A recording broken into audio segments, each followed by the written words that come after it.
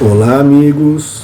Como de costume, estou aqui mandando para vocês uma síntese do que foi estudado no último seminário, nesse caso, dia 8 de março de 2025, em que começamos a estudar o livro 2 do Jacques Lacan, O Eu na Teoria de Freud e na Técnica da Psicanálise. Seminário proferido, ano de 54 e 55, se eu não me engano, e que foi traduzido pela psicanalista Marie-Christine Lasnik e Antônio Quiné, na nossa língua. E logo de início, vocês vão encontrar aqui uma explicação de que esse seminário usa a grafia eu, entre colchetes, para falar do eu do inconsciente, e a grafia do eu, sem os colchetes, para falar do eu da consciência, do eu fenomênico, né? Então existe já de início uma leitura que difere duas formas de eu. O eu, je, em francês, que conjuga verbo, que se usa para falar do eu sujeito do inconsciente, e o eu, moi, em francês, que se usa para falar do eu racional, consciente, que pensa sobre si. Lacan, nesse seminário, vai se afastar daquilo que ele veio conceituando no seminário 1, que era mais sobre o eu imaginário, né? Mais sobre o eu especular, para falar um pouco melhor, se aprofundar um pouco melhor no eu do inconsciente, no eu subsumido à cadeia dos significantes. Então é um seminário em que ele avança mais no estudo do simbólico, ok? No estudo do simbólico, deixando o imaginário de lado. Vamos encontrar ali, no primeiro capítulo, ele nos dizendo que esse ano a gente vai se dedicar a definir a natureza do eu. Segundo ele, e isso está de acordo, né? O eu, há muitos séculos, está sendo pensado pelos filósofos e pelo pensamento comum, mas esse eu, ele é pré-psicanalítico, porque Freud vai introduzir a ideia do eu como uma função.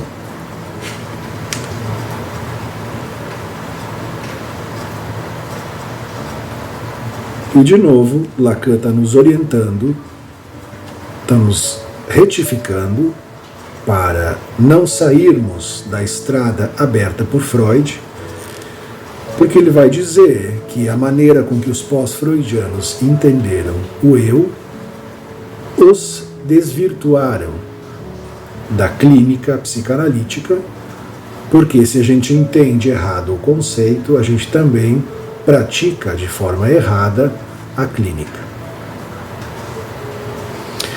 Dito isso, ele nos apresenta uma reflexão a respeito do diálogo Mênon de Platão, em que Sócrates mostra para Mênon, seu interlocutor, prova para Mênon, que o ser humano, quando nasce, já porta em si um saber prévio à sua experiência empírica.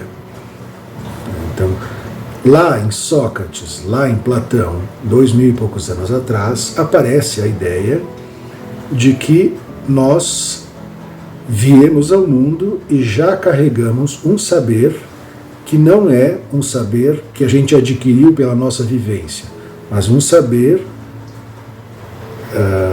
a priori. O saber de vidas passadas, né? E ele vai nos falar um pouco desse diálogo, porque ele aproxima um pouco da intuição daquilo que Lacan vai nos mostrar como sendo o simbólico. Depois ele envereda um pouco para Descartes, para dizer que Descartes, com o seu cogito cartesiano, penso, logo sou, serviu bastante para que as pessoas pudessem ficar seguras quanto à ordem do mundo. Mas mesmo que eu possa pensar sobre mim, eu estou muito distante de entender o eu na sua totalidade. Então, o progresso do pensamento psicanalítico vai tirar do eu essa ideia de que há uma consistência, de que há uma substância egóica, e vai nos mostrar que o eu que nos interessa, o eu do inconsciente, ele é descentrado. Ele vai nos dizer que o eu não é o centro da experiência humana, da subjetividade. O eu, na verdade, é excêntrico. Ele está sempre à margem. Dito isso, volta-se a fazer uma crítica aos pós-freudianos que leram, que entenderam, que interpretaram o eu freudiano e que daí para frente foram conduzindo análises de forma equivocada. O eu freudiano não é o mesmo que o eu indivíduo. O sujeito não é a mesma coisa que a pessoa. O eu, sujeito do inconsciente, não é o mesmo que fala conosco na sessão de análise. Então, o eu do inconsciente é diferente do eu da consciência. Em Freud, o sujeito não se confunde com o indivíduo. O sujeito é excêntrico. O sujeito está descentrado em relação ao indivíduo. Então, o sujeito do inconsciente, o sujeito da psicanálise, não é o sujeito da virtude filosófica.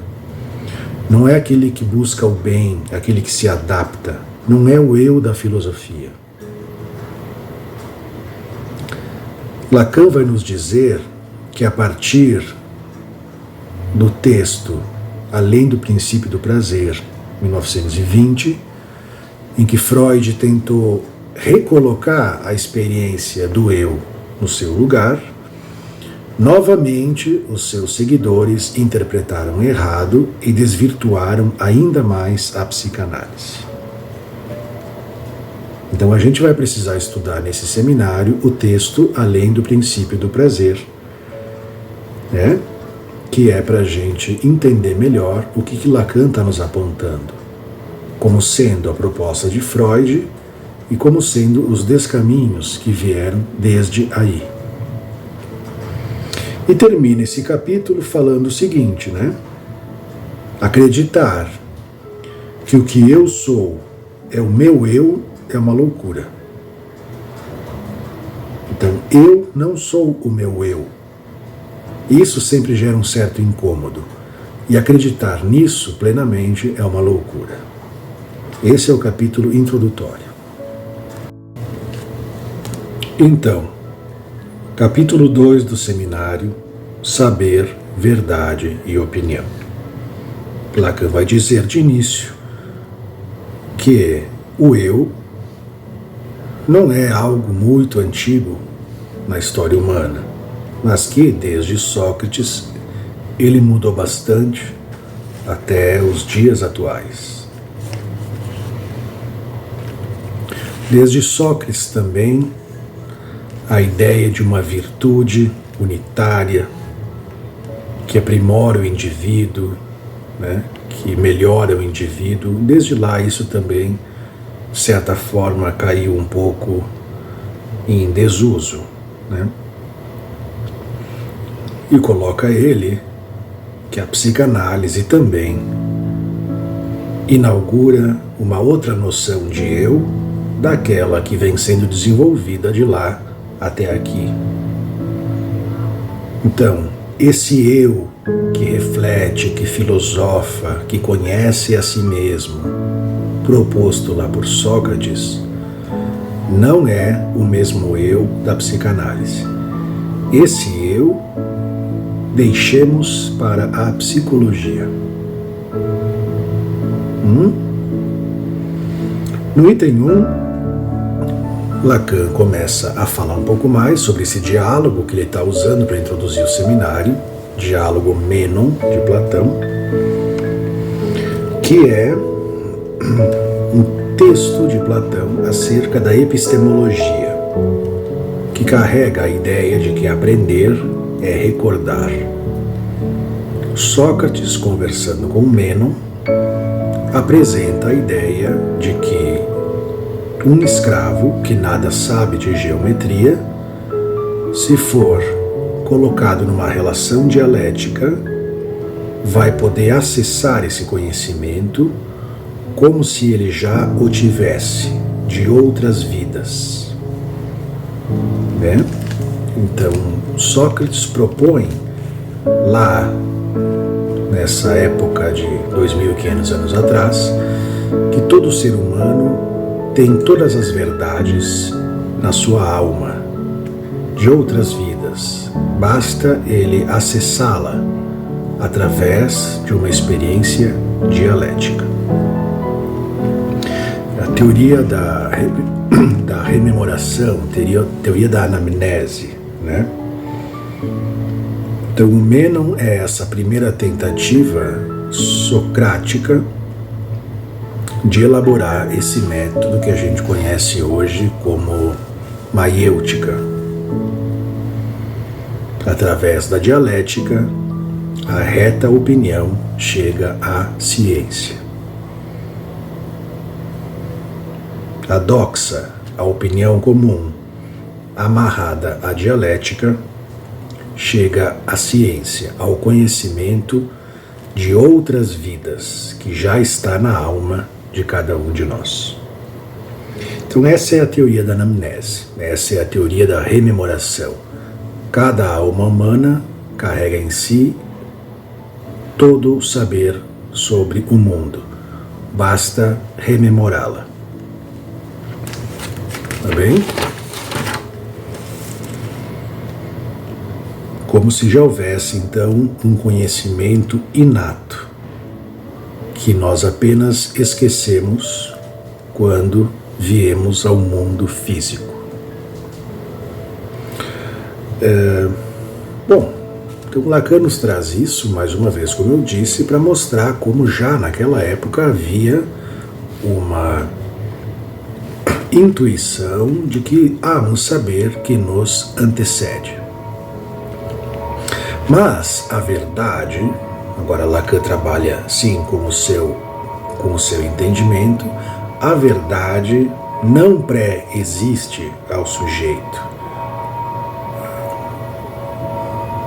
Não há uma verdade pré-existente, mas sim uma verdade produzida pela entrada do simbólico. E o saber seria, portanto, uma cristalização do simbólico. Né? Então, o que faz com que haja verdade é a linguagem. Não há verdade, linguagem e saber anterior ao simbólico. Então, na psicanálise se trabalha com a verdade, que é anterior ao saber. Né? A verdade em seu estado nascente, em seu estado evanescente, anterior ao saber. O saber já é cristalização simbólica. A verdade é anterior à constituição de um saber. Nenhuma verdade pode ser deslindada sob um saber generalizável. Então, quando a gente fala em verdade, é sempre de um a um em estado nascente, em estado de surpresa. E apontar a verdade quando ela se insinua é a boa interpretação. Depois disso, no item 2, Lacan nos diz que para seguirmos estudando essa questão do eu, teríamos que ler o texto Além do Princípio do Prazer, de Freud, né, que é onde Freud apresenta a sua segunda tópica, a sua segunda metapsicologia. E diz novamente que Freud escreve esse texto para se desfazer do embaraço de que os sonhos, né,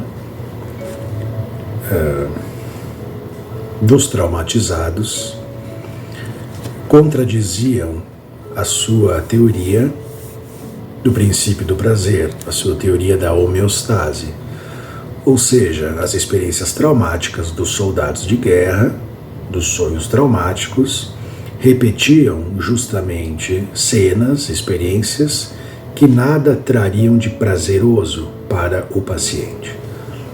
Então, o princípio do prazer não se aplica a tudo como Freud pensava no começo da sua teoria. Existem repetições que não têm relação com o prazer. Então a gente teria que entender que o princípio da homeostase de Freud cai no momento em que ele se depara com as neuroses traumáticas. E Pontalis, conversando com Lacan, nos lembra, né, que existe uma experiência de pura repetição, de puro automatismo, que não tem relação com o prazer, mas que parece tender a avançar sobre determinada vivência traumática. Então, há algo além do princípio do prazer, uma repetição irresistível que se dá nos processos psíquicos e que estão fora desse circuito sexual de busca de prazer. E é nesse texto que Freud, então, vai apresentar à sociedade o conceito de pulsão de morte. Vamos seguindo. Para finalizar, vamos ao capítulo 3, que tem como título O Universo Simbólico, onde Lacan se refere aos estudos de Lévi-Strauss sobre as estruturas elementares do parentesco para dizer que tudo concernente à experiência humana está demarcado, está contornado pelo simbólico. Os laços de parentesco, a interdição do incesto, os complexos infantis, complexo de Édipo, tudo isso é demarcado pelo simbólico. Isso não está na natureza. Tá bem?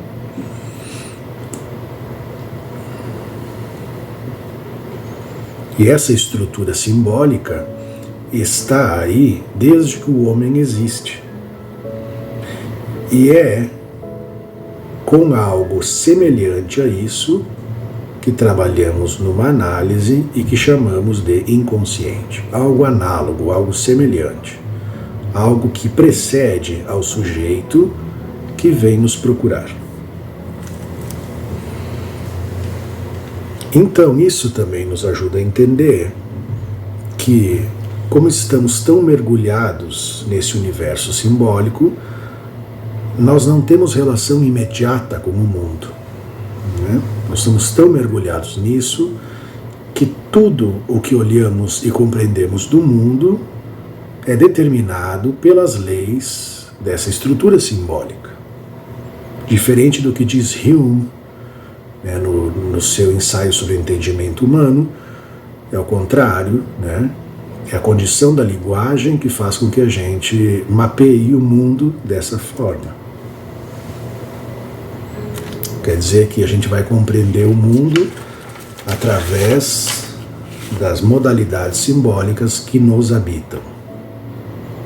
E é isso que faz com que a gente possa sustentar uma prática analítica. Voltando à questão do eu, Lacan vai dizer que a gente precisa recuperar as categorias de simbólico, real e imaginário para pensar as diferenças de eu na teoria psicanalítica. O eu, em seu aspecto mais essencial, esse que a gente fala, esse que a gente entende por eu, é de função essencialmente imaginária. Essa estrutura fundamental, central da nossa existência é imaginária.